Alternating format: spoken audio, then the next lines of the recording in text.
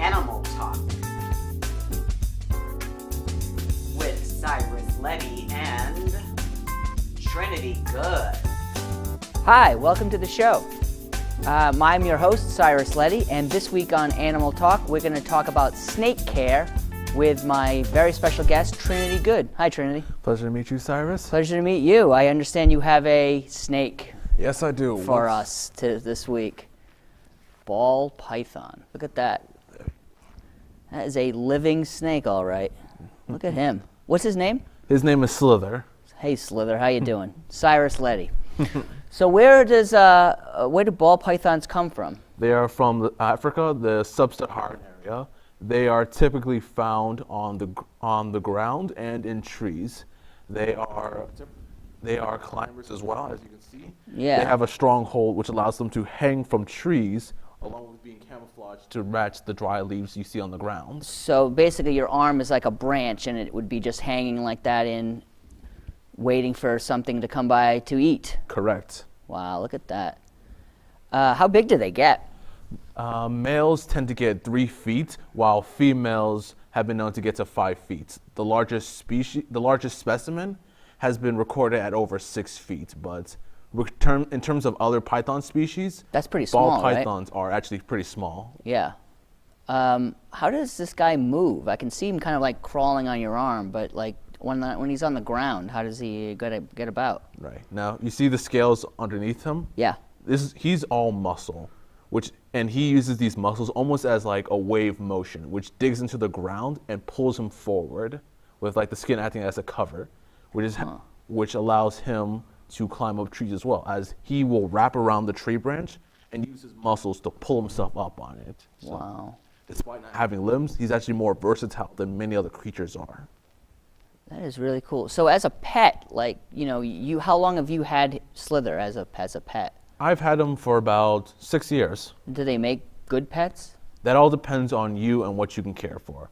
For example, cats or dogs, they will live only to be about 15, but snakes, especially a ball python, he will live for about 30 years if I take care of him. So it's like a real commitment. It is. The other part is that they need they need special requirements. You need somewhere to keep them safe and warm.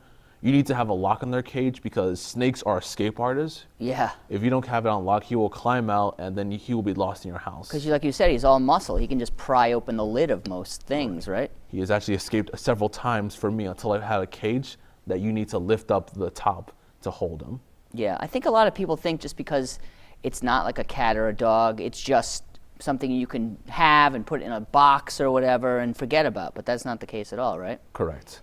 While snakes are certainly hardier than most pets, because they're cold-blooded, their temperature is affected by what's around them. So right now he's a little bit cold, which is why he's clinging to me, but because of being cold-blooded, he only needs to eat once a month or so. Right, but they also need to maintain their temperature, right? Correct, which is why either having a heating pad underneath him or a heat lamp on top is a good way to make sure he's comfortable and warm. Wow. Do you know what the temperature he needs to be at, like generally, or? I could not give you specifics, but I would say somewhere in the 70s. Yeah. He's from Africa, so he's used to much warmer climates, but they are fine with colder nights. Yeah. As long as it's not consistently cold and he has time to like get warm, he'll be fine. He seems really chill, but so do they like bite or anything, or? No. Ball pythons are relatively docile for snake species. They will curl up, if they feel threatened, they will curl up around their heads, which is where they get the name from. They actually become a ball. Correct. However, if one feels threatened, they will bite, but it's very rare, and they aren't dangerous when they bite. Right, because they're not venomous, are they? Correct, not venomous. Venomous or poison. What is the difference between venomous and poisonous? It depends on how it's used. For example, a cobra or a rattlesnake, they're venomous because they use that venom to either attack or to defend themselves. While poisonous is for example, a lionfish, which will use it strictly for defensive purposes, right, so something bigger doesn't eat them. I see. So that's the difference. But he's a constrictor, so like, all right, so let's go into the process of like feeding the snake. Like you feed him what, once a... I feed him once a month. They don't strictly live off of rodents. Some people will try to feed them fish or eggs, but I do not recommend that because these snakes are picky eaters, and because they've grown up all their lives on small rodents, they should not be switched because they will not eat it.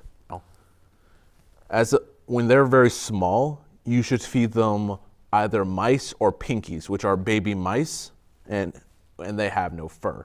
As they get bigger, though, you should switch to larger prey, such as rats, that slowly go up in size to match what they need.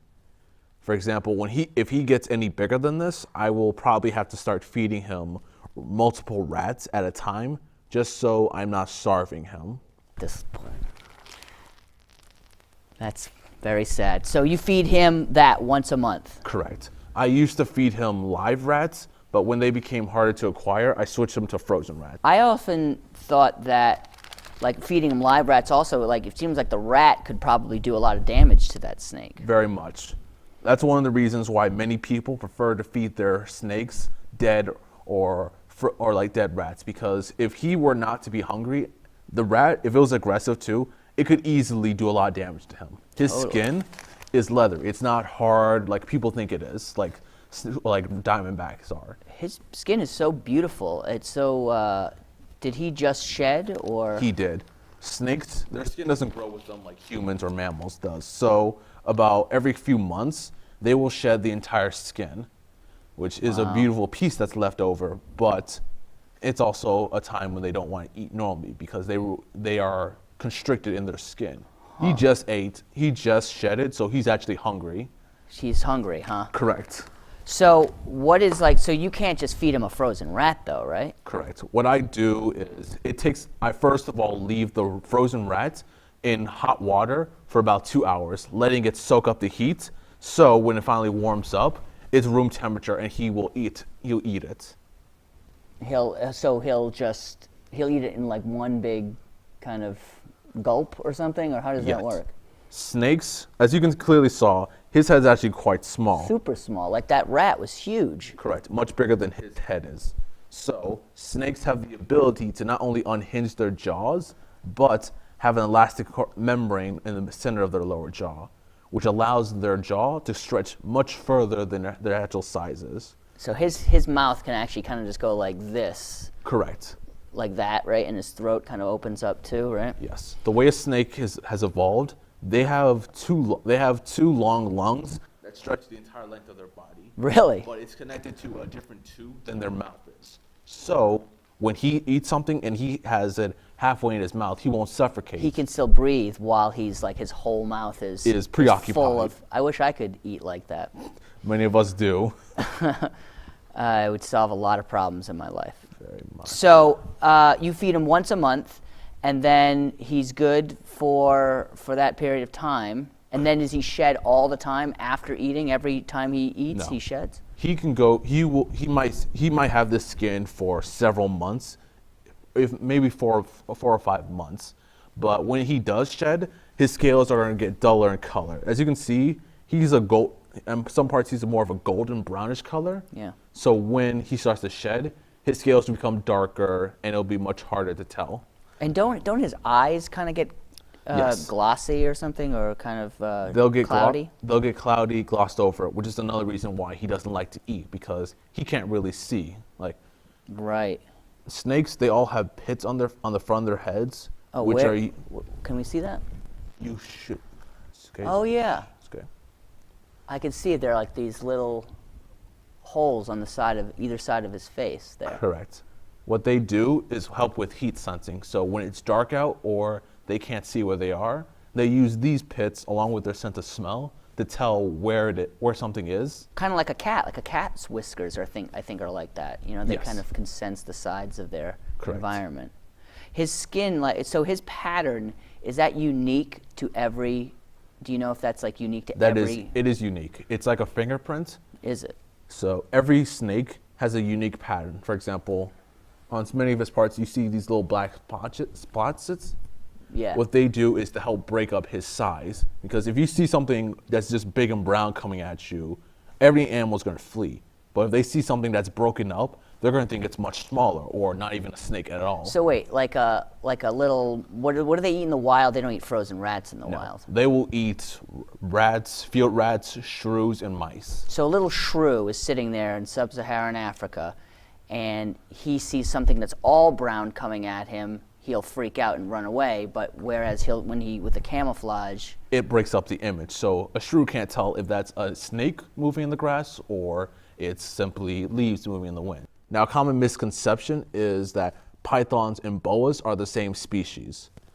He is a ball python, and pythons remain in the old world. They are primarily in Africa and Asia, while boa constrictors, they are in Africa and Asia, but they are also in South America and Central America. Do they have like a territory in the wild? Do you know? Yes.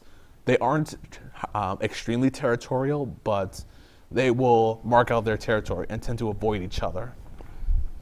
Right. So you can only have one or two in a certain little area. Correct. They aren't aggressive toward each other, but they're not social. Like most snakes, except when it comes to breeding, aren't very social. Right. There's that image of, you think of like a rattlesnake den or something with a bunch of rattlesnakes sitting on top of each other, but they don't do that. The only species of snake that actually does that are garden snakes, and they're harmless. Oh yeah, sure. Wow. So, so I said he earlier. So it is A boy, yes. a man or a male snake.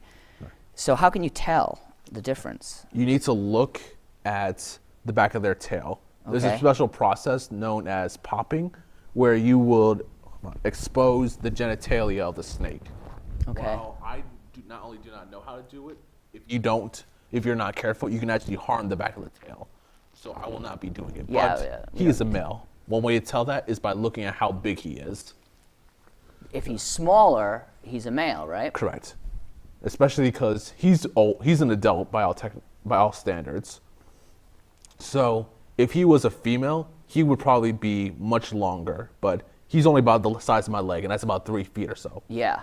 So he's big by snake standards, but when it comes to like sex, he's about average. Pythons get long, while boa constrictors, they get long, but they also get fatter. For example, the anaconda, which can be about almost 30 feet, can weigh close to 500 pounds. While reticulated python can be almost 40 feet, but only weigh 330 pounds. Another thing is how they give birth. Pythons give birth to live young, while many species of boas, including the anaconda, have been known to give birth to live young, which is unusual for reptiles. So, like for someone sitting at home, they're like, oh, this is a very interesting thing. I would like to own one of these things. Like, what are the kind of things that they need to get in addition to a snake to make it happy? For one thing, you need to know if you can care for one. These things will live for 30 years, as I said before, but you need a tank that's about at least 30 gallons. You also need to make sure you have a lock on the cage, because they have the strength to easily push out of the tank, and then they'll be running free around your house. And if you have children, other animals, or someone who is terrified of snakes, you're going to have a very bad day. Yeah. Like all snakes, he knows how to swim. However, unlike aquatic species such as pythons or other species of pythons or boas, he does not like to be in water. Does it take baths? He does. They don't need to, but I will fill up a bathtub with 6 inches of water and just let him swim around in it. Oh yeah, you do that at it's just warm water, right? Correct. Warm water. He'll swim around in it. All snakes know how to swim because it's the same motion that they use for climbing. Right. But he is not an aquatic species, so he doesn't naturally go swimming. This is Animal Talk. My name is Cyrus Leddy. I'm here with Trinity Goode, and we're talking about his ball python, Slither. So he's pretty, he's kind of a serious-looking guy. What are his natural predators? All right. First of all, hawks and larger birds of prey have been known to eat ball pythons, along with larger species of snakes. They just pick them up and just... Pick them up. They will attack the head, which is why their ball defense mechanism is so important, because they will wrap around themselves and protect their head, which is the most vulnerable part. Right. Along with any other large animals in Africa. Most likely, any like lions or hyenas will easily make a meal out of a python. But So, but against a hyena or a lion or anything, is the bawling in defense a real defense? Like if you Not can't, really. Yeah, right. You can't see the head, so what? You can eat the rest of the body, right? right, that's why it's only effective against smaller animals, which is why they tend to be in trees more or in foresty areas, Right. where these creatures aren't too populated. Do monkeys eat them? Some of them have been known to. Most primates are herbivores, but they can and will easily kill them. They feel threatened. As some people may know, snakes don't smell like we do. He will flick out his tongue, and that's how he smells. He literally tastes the air. He has special scent receptors in the base of his mouth, and when he flicks out his tongue, he's picking up what he can in the air and sort of inserting his tongue into these two slots. That way, he knows what's available. Along with that, the slits in the tongue allows him to tell two different directions. So if there's prey coming from the left, he'll turn that way, or if it's turn the right, or it's directly ahead of him. Now, he can't see that well, and if you can see the little pits on his head, they're for heat sensing. Snakes will use this when either the environment does not provide the lighting, or for those that have poor eyesight. This allows them to see where a heat source is, and if it's A, a size they can attack, and B, how far away it is. For example, he can see everyone right now, even though he can sense everyone, even though he can't see everyone. By doing this, he can tell how big they are, how far they are, and if it's worth the effort to try attack them, or simply to take a more defensive stance on them. Now, I've had him for several years, and as you can see, there's one thing I don't want to do, and that's wave my finger in front of his face, because he'll see that as a prey item. So when you try to grab them, first of all, grab their body, because this is better for them and it's more support. But if you need to approach the head, for example, you need to put something in their cage and they're looking at you, approach your hand spread out and wide. That way they know it's not a target. Like, see right now, he's looking at my hand. You approach like this, he knows it's something not big. This, it's a target. You've had him for how long? You said 6 years? Correct. So, does he know you, do you think? Does he recognize you? He must recognize your smell, certainly, right? Yes, I believe he does. Like, when it comes, all animals have faint recognition skills, so he knows who I am and who feeds him constantly. So he knows who I am, and while he has attacked my hand once, right, he won't bite me. He just like kind of bit you and then let go, right? More like it felt more like he headbutted me. Like, his teeth are really small, so and the strike was too fast, right, for him to really sink his teeth in. And like we said, it's not venomous, so he's not pumping venom into your body with a bite or anything. Correct. Like that. Pythons, they have needle-like teeth, which is so they can grab onto something and hold on to it. So it would hurt a lot, but at the end of the day, I would be fine. Right. He recognized me. Beautiful. Good old Slither. So would you recommend a ball python as a pet? I mean, I know we've talked about kind of like, well, you want to make sure you're caring for it, but generally, would this be a good starter snake? Very much. Ball pythons are popular because, one, they're relatively docile for snake species, and two, they don't grow too big. 6 feet is the maximum record, while some, like the reticulated python, can get close to 30 feet or so. What did you say? 30 feet? Right. Certain species of pythons can get bigger than this. That is amazing. So they are popular because they are docile and they're relatively easy to care for. A lot of people have this misconception on snakes, mainly due to religious beliefs in the U.S. The snakes are depicted as evil, as the root of all evil, and yet they aren't. They're just like any other creature, and just like them, they can be affectionate. You can see right now, he's easily in striking range, and yet he won't. Not only because he knows I'm bigger than him, but because he knows that I'm the one who cares for him, which is right. But I I will only attempt this with a ball python, because other species of pythons, those that are more aggressive, they would probably take a bite out of my nose, and that would not be a pretty sight for anyone. Are you the person in your family who takes care of the snake? Does everyone else kind of go like, that's Trinity's thing, I'm just going to not go in that room? Or People go into my room. They just tend not to mess with him. Like, Sure. My dad and my mom see him all the time, and they give a wide berth. Sure. Well, he seems very, he must not be so happy to be in this studio because it's kind of chilly, but Certainly. he's fairly active, probably because he's hungry, huh? Very much. Now, we were talking earlier, you said you're going to have to feed him on Thanksgiving, right? Right. Big Thanksgiving dinner. Give him that rat you just saw, and give him a Thanksgiving meal. Wow. Do you mind if I hold him really quickly, or? Go ahead. All right. This is very exciting for me. It would be great I hope he doesn't bite, though that would be a nice little blooper reel, I guess, for Can TV. Yeah, look at you, huh? He's very, people have like the idea that, oh, they're slimy or something, but they're not, right? Correct. They're completely smooth and... Reptiles, they have hard scales that help retain water, which is why they feel so smooth and cold. Amphibians are the ones that are slimy because they have no scales and are water-bound. Oh, that's interesting. Look at his eye. So, does he have like his eye, the eye, when you draw a snake eye, right? You draw the eye and then you have it's kind of like a slit. What is that called? They don't have an eyelids like we do, Right. but they have a protective inner cover.